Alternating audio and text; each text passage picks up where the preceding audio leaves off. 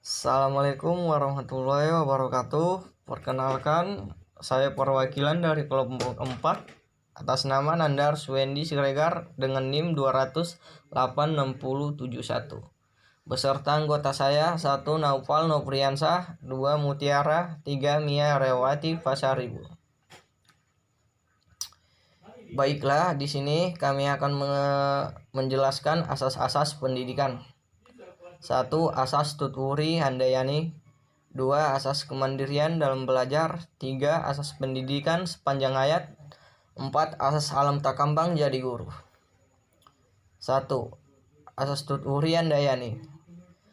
Secara historis, Tuturi Handayani lahir sebagai semboyan yang digunakan oleh Ki Hajar Dewantara dalam sistem pendidikan taman siswa.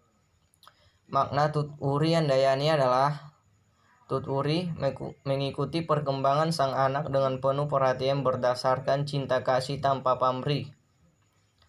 Handayani mempengaruhi dalam arti merangsang, memupuk, membimbing, menggairahkan agar sang anak mengembangkan pribadi masing-masing melalui disiplin pribadi. Asas Tuturi Handayani sebagai asas pertama. Tuturi Handayani merupakan inti dari sistem Among dari Perguruan Nasional Taman Siswa. Asas Tuturi Handayani yang diundangkan oleh Ki Hajar Dewantara itu mendapat tanggapan positif dari DRS, RMP Sostrokartono atau Filsul dan ahli bahasa. Dengan menambah 2 semboyan untuk melengkapinya, yakni Ngarso Sungtulada dan Ingmat Ia Mangun Karsa. Jadi ketiga semboyan tersebut telah menyatu menjadi kesatuan asas, yaitu 1. Ngarsa Sungtulada jika di depan menjadi contoh. 2. Ingmatnya Mangun Karsa jika di tengah-tengah membangkitkan kehendak hasrat atau motivasi. 3. Tuturi Handayani jika di belakang mengikuti dengan hati-hati. 2. Asas kemandirian dalam belajar. Asas kemandirian dalam belajar di dalam asas Tuturi Handayani maupun belajar sepanjang hayat secara langsung sangat erat kaitannya dengan asas kemandirian dalam belajar. Dalam kegiatan belajar mengajar, mungkin dapat dikembangkan kemandirian dalam belajar itu dengan menghindari campur tangan guru, namun guru selalu siap untuk membantu apabila diperlukan. Adapun dalam khas belajar sepanjang hayat hanya dapat diwujudkan apabila didasarkan pada pendapat bahwa peserta didik mau dan mampu mandiri dalam belajar. Oleh karena itu, tidak mungkin seseorang belajar sepanjang hayatnya apabila selalu tergantung dari bantuan guru ataupun orang lain. Perwujudan asas kemandirian dalam belajar akan menempatkan guru dalam peran utama sebagai fasilitator dan motivator.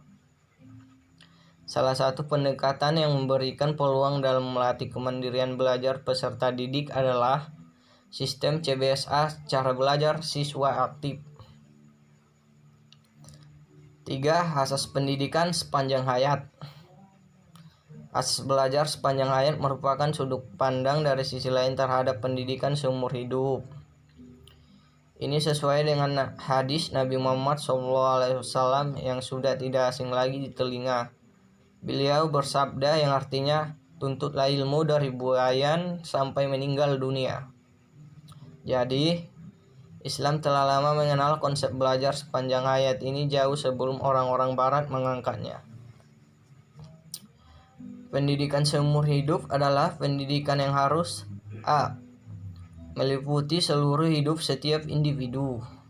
B. Mengarahkan kepada pembentukan, pembaruan, peningkatan dan penyempurnaan secara sistematis pengetahuan, keterampilan dan sikap yang dapat meningkatkan kondisi hidupnya. C. Tujuan akhirnya adalah mengembangkan penyadaran diri di setiap individu. D. Meningkatkan kemampuan dan motivasi untuk belajar mandiri. E. Mengakui kontribusi dari semua pengaruh pendidikan yang mungkin terjadi, termasuk yang formal, non-formal, dan informal. 4. Asas alam takambang jadi guru.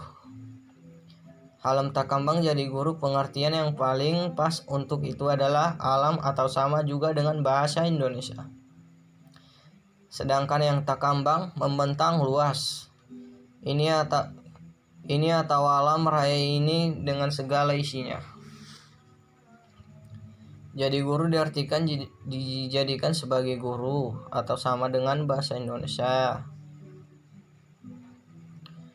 Guru maksudnya adalah apa yang ada yang dapat memberikan pelajaran kepada kita atau apa yang kita pelajari padanya.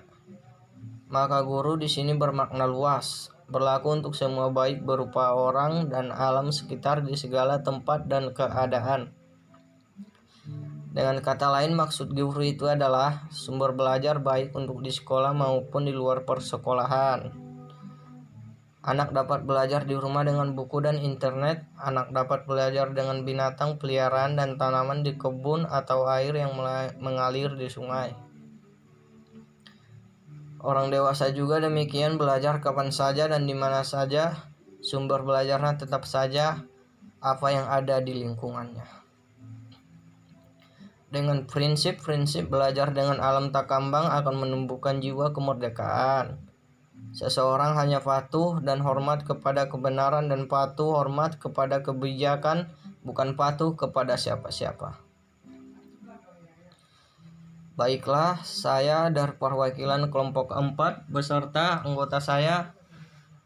Jika kalau ada salah penjelasan materi kami, maka mohon dimaafkanlah. Baiklah, saya tutup hasil presentasi kami. Wassalamualaikum warahmatullahi wabarakatuh.